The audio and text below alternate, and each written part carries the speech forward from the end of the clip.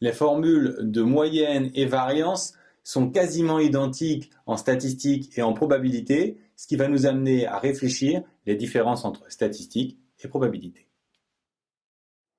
Imaginons qu'on joue à une loterie 200 fois. Avec nos formules, aujourd'hui on peut facilement calculer la moyenne, qui vaut ici 2,5, et en rajoutant la ligne avec les carrés des écarts à la moyenne, on calcule la variance grâce à cette formule. On peut aussi utiliser la formule accélérée, ce qui nous permet d'obtenir l'écart type. Si les résultats sont reproductibles, on s'attend à avoir 187 fois sur 200, 0 euros, 10 fois sur 200, 20 euros, et 3 fois sur 200, 100 euros. À partir de là, de la même façon, on peut calculer la moyenne, sauf que cette fois, on voit qu'on a divisé par 200 pour chacun des effectifs, et que la moyenne s'appelle espérance, ce qui correspond à la moyenne attendue.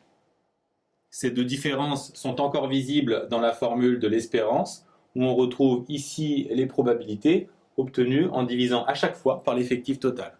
On retrouve encore ces différences dans la formule de la variance qu'on obtient en calculant les carrés des écarts, cette fois à l'espérance.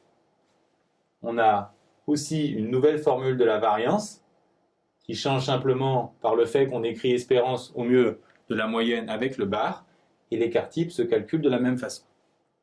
Si on observe ces formules, on constate que si on n'écrivait pas en probabilité la moyenne avec un E, et si on n'avait pas introduit un P pour dire qu'on divise tous les effectifs par l'effectif total et qu'on divisait comme en statistique une fois pour toutes par l'effectif total, on aurait exactement les mêmes formules. Alors pourquoi on a des formules différentes? Parce que les statistiques et les probabilités ne parlent pas de la même chose. Les statistiques nous parlent du passé, du connu, alors que les probabilités nous parlent du futur, de l'inconnu. La différence entre les deux, c'est l'incertitude. Mais si les statistiques nous parlent du passé, du connu, de choses solides, alors pourquoi Mark Twain nous dit qu'il existe 3 sortes de mensonges? Les mensonges, les sacrés mensonges et les statistiques. En fait, les statistiques ne mentent pas. Par contre, elles peuvent être trompeuses. Si on peut dire que 100% des gagnants ont tenté leur chance, on peut aussi dire que 100% des perdants ont tenté leur chance.